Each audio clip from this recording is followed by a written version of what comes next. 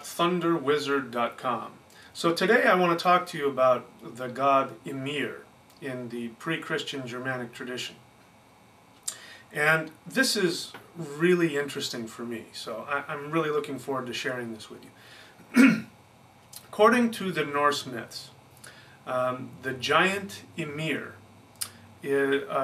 emerges out of the ice of Ginnungagap, and his body actually creates the manifested universe.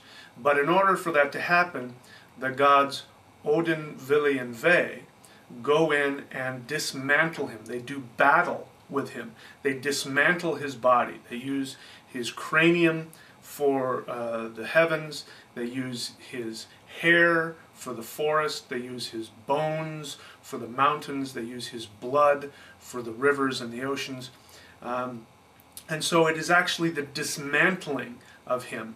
And we find a very strong connection between the so-called shamanic traditions, where a true mystic, a wizard, a shaman, when they're initiated by the spirits, one of the things that happens is that they will be dismantled by the ancestor spirits and then reconstructed back into a form in which the ancestor spirits can transmit their power through that individual.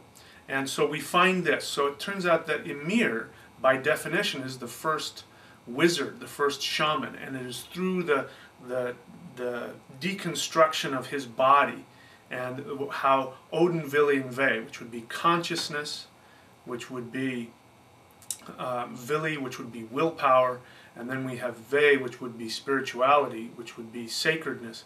It is through these forces that Ymir is torn to pieces and then put back together to create the universe.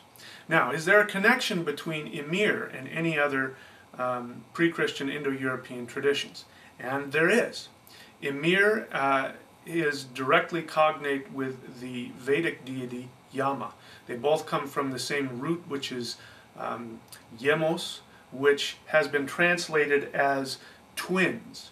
Now, twins can also be translated as dual. So here we have duality. Now, if you know anything about the Vedic tradition, in order to practice various mystical practices in the Vedic tradition, you have to observe what are called yamas. It comes from the same root word as the god Yama, what they call the god of death. Now, he's not the god of death because he kills people. He's the god of death because he is the god of limitation. He is the god of duality. You have life and you have death. You cannot have life in this three-dimensional limited universe without limitation. And so in order to practice yoga, you have to practice these limitations. You have to avoid eating certain foods. You have to avoid certain acts, like sometimes sexual behavior is limited. Sometimes your speech is limited. Sometimes your actions are limited. Diet. These are called restrictions. They're called yamas. They're called deaths. They're restrictions. So Yama is the god of restriction. We have the same thing in the Norse tradition, where Ymir comes from the same root word. He is the actual deity that creates the delineation. He is the limitation of the universe. He is this, his body makes the sky, makes the mountains, makes the waters. Without him, nothing can be delineated or existed. And Odin, Villi, and Ve are the forces that actually delineate his energy and put it into the universe so that we have this three-dimensional world to live in.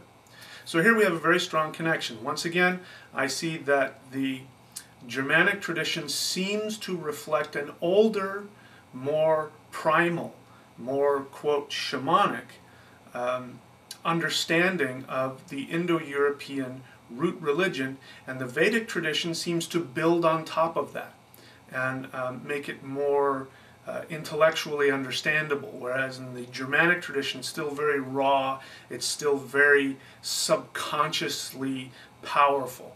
So anyway, of course that's my take because this is my ancestral tradition, the Germanic tradition. So there you have it. This again is just one of the many things that I talk about in the upcoming book, Mounting Sleipnir. If you would like to actively be a part of bringing this book to fruition, have it be published and available for people to read so that we can more accurately reconstruct our pre-Christian Germanic spiritual traditions. Please go to the website support.thunderwizard.com. See how you can be a part of that. Look to the right-hand side and see all of the rewards that I make available to those who actively participate in the Mounting Sleipnir project. support.thunderwizard.com.